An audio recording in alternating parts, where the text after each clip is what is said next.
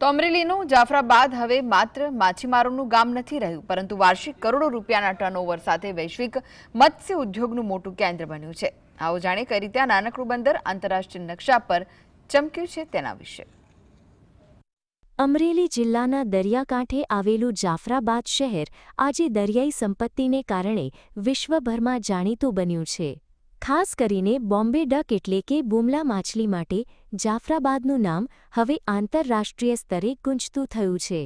અહીં દર વર્ષે આશરે 450 કરોડ રૂપિયાનો માછલીનો વેપાર થાય છે, જે આ વિસ્તારની આર્થિક કરોડરજ્જુ સમાન છે। માત્ર ને માત્ર આ એક બંદર એવું છે જે કરોડો રૂપિયાનું એટલે કે વાર્ષિક લગભગ ને લગભગ 300 કે 350 કરોડ રૂપિયા જેવું કારોબાર કરતું હોય એવું આ માત્ર એક બંદર છે। અને જાફરાબાદ બંદર એક અનોખું બંદર એટલા માટે કહેવાય કે અહીંયા બોમ્બે ડક જેવી ફિશિંગ એટલે કે જેને બુમલ્યા કહેવાય છે ને બુમલ્યા જે સૂકવવામાં આવે અને પછી એક્સપોર્ટ થાય અને અહીંયા બાંગ્લાદેશ સુધી પણ આ બુમલ્યાનું એક્સપોર્ટ કરતા હોય। બુમલા માછલી પકડવા માટે માછીમારો દરિયામાં 50 નોટિકલ માઇલ દૂર ઊંડા પાણીમાં જાય છે।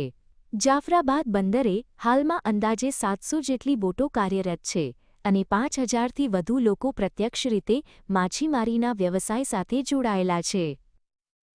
એટલે લગભગ ગુજરાતમાં અમારું બંદર આ બોમ્બે ડકનું પહેલું બંદર છે, મોટું। ને અમારા જાફરાબાદમાં આ જ ધંધો છે। લગભગ જાફરાબાદની વસ્તી 40થી 50,000ની છે, એમાંથી લગભગ જાફરાબાદની 20,000 માણસો આ ધંધાની અંદર નપતા હશે, કારણ કે એક બોટ દીઠ 100-150 માણસની રોજીરોટી આ ધંધામાં મળી રહી છે। જાફરાબાદમાંથી માછલીની નિકાસ માત્ર ભારતના અન્ય શહેરોમાં જ નહીં પણ વિદેશમાં પણ થાય છે। બજારમાં ગુણવત્તા મુજબ 1 કિલો બુમલા માછલીનો ભાવ 500થી લઈને 4,000 રૂપિયા સુધી પહોંચે છે, જે માછીમારોને સમૃદ્ધ બનાવે છે। ગામની ખાસિયત એવી છે કે જાફરાબાદના બુમલા જો કે એને બોમ્બે ડક્સ કહેવાય, આ બુમલા લગભગ દેશના ઘણા બધા રાજ્યોમાં જાય છે, વિદેશોમાં પણ જાય છે।